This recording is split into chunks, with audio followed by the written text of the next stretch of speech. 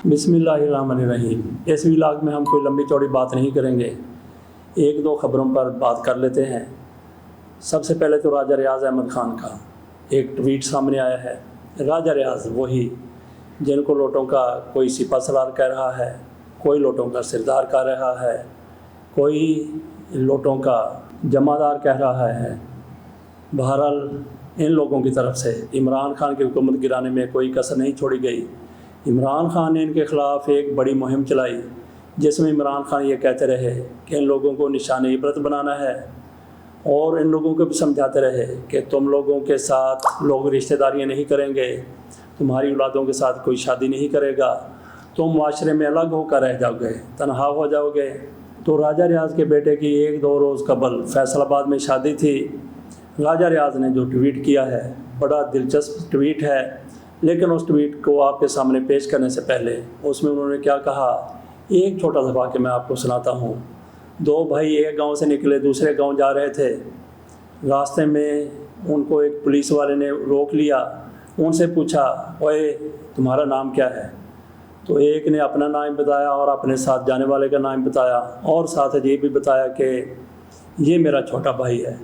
तो उसने पूछा कि तुम कौन हो, तुम्हारी कौम क्या है? तो जो बड़ा भाई था जो जवाब दे रहा था उसने कहा जी कि मैं जट हूँ, और अपने भाई की तरफ इशारा करते हुए कहा कि ये भी जुलाहा है।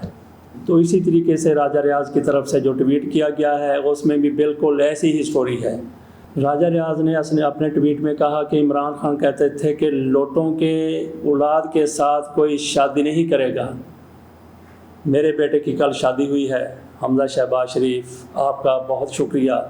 हमज़ा शहबाज शरीफ इस शादी में शामिल हुए थे और तस्वीरें भी उस ट्विटर में जारी की गई हैं।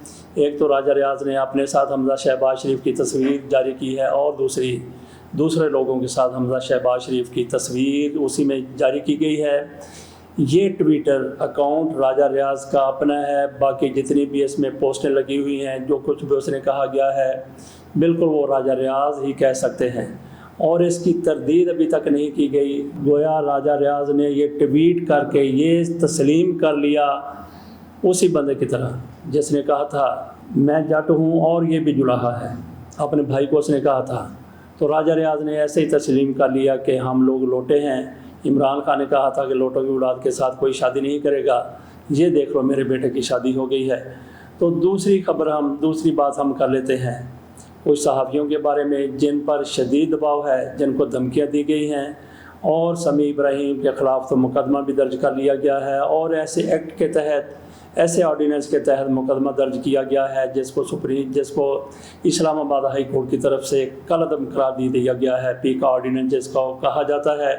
तो समी इब्राहिम के ख़िलाफ़ FIA की तरफ से मुकदमा दर्ज किया गया है, उसमें कई दफ़ात लगाई गई हैं। उसमें फ़ौज के हवाले से कहा गया है कि फ़ौज को इन्होंने ये कहा, फ़ौज को इन्होंने वो कहा। पाकिस्तान का हर शहरी पाक फ़ौज की इज़्ज़त करता है, पाक फ़ौज का एहतराम करता है और दिल की गहराइयों से करता है। पाक फ़ौज हमारी कौम के दिलों की धड़कन है। हर फ़ौजी पाकिस्तान की सलामती और सालमियत के लिए अपनी जान कुर्बान करने के लिए हमेशा तैयार रहता है, जिसकी पूरी कौम दिलो जान से एतराफ़ करती है, एहतराम करती है। बात अगर की जाए कुछ लोगों की जो सियासत में इन्वॉल्व हो जाते हैं, मलिया हाशमी से पाक फ़ौज के हवाले से पूछा गया तो उन्होंने ये कहा था कि मैं पाक फ़ौज का बेहद एहतराम करती हूँ, लेकिन पाक फ़ौज के अंदर जो काली भेड़े हैं उनकी बात अलग है। तो मैं भी ये बात करता हूँ कि पाक फ़ौज के अंदर यकीनी तौर पर काली भेड़े मौजूद हैं। उनमें से आपको नज़र आ गया होगा कि राजा रिजवान ब्रिगेडियर था, उसको सज़ाए मौत दी गई।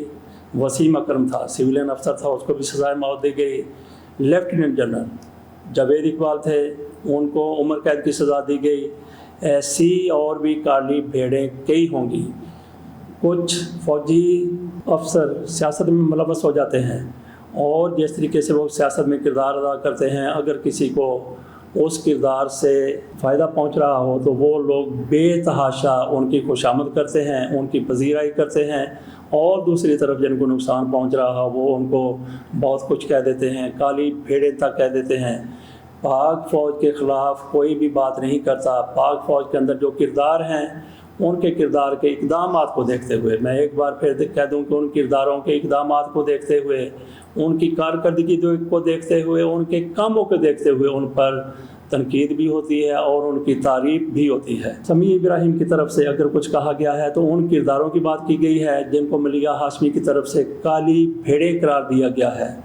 اگر کوئی پاک فوج کے ایسے کرداروں کی بات کرتا ہے تو میں نہیں سمجھتا، بلکہ ایک پورا طبقہ ہے جو یہ نہیں سمجھتا کہ یہ پاک فوج کے خلاف بات کی گئی ہے، یہ صرف ان لوگوں کے بارے میں بات کی گئی ہے جن لوگوں کا سیاست میں کردار ہے یا رہا ہے۔ تو سمیع ابراہیم نے بھی ایسے ہی لوگوں کی بات کی ہوگی، ان کے خلاف کیس درج کر لیا گیا ہے، کیس FIA کی طرف سے درج کیا گیا ہے۔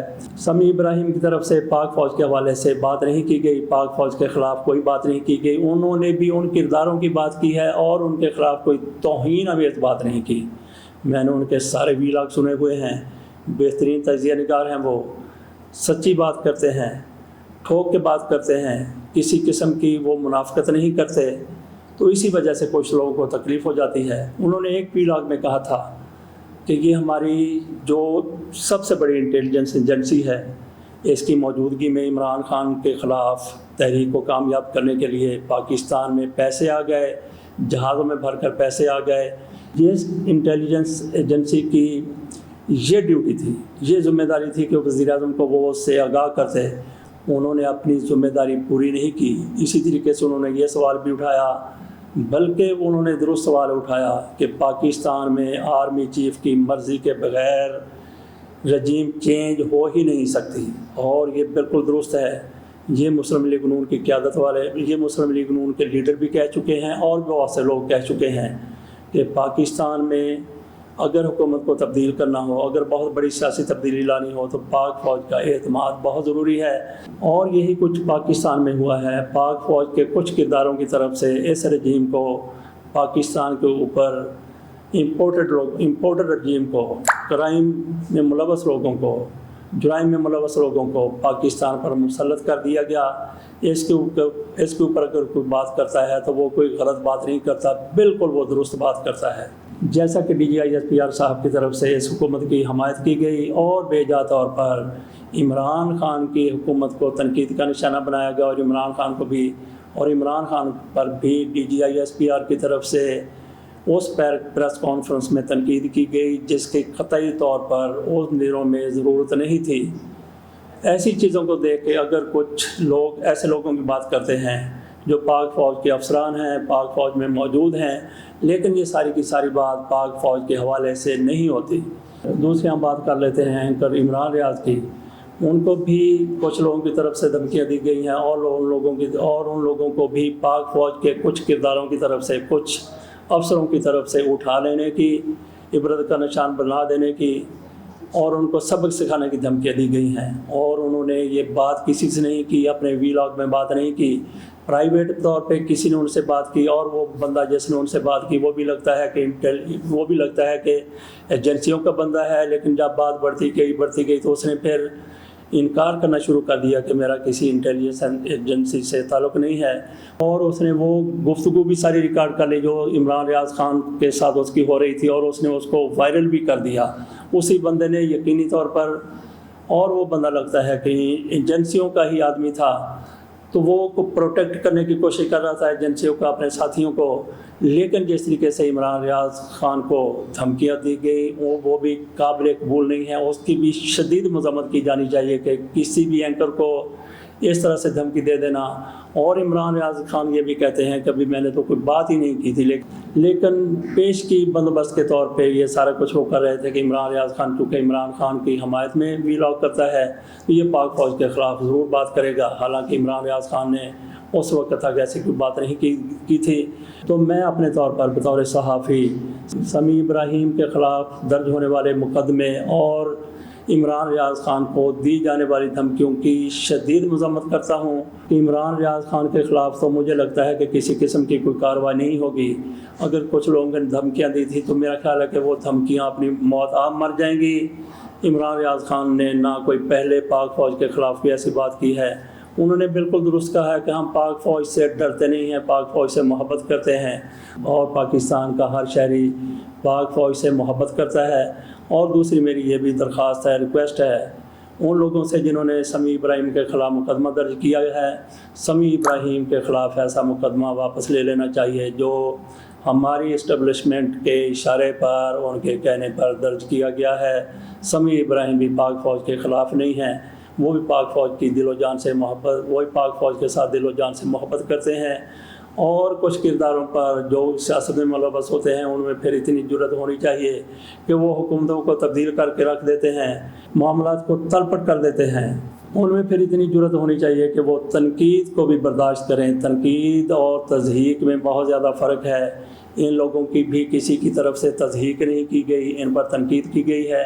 اگر تنقید کی گئی ہے تو اس کے مثبت پہلوؤں کو سامنے رکھتے ہوئے اس سے پھر سبق سیکھنا چاہیے اور اپنی اصلاح کرنی چاہیے۔ اس کے ساتھ اجازت دیجیے، اللہ حافظ۔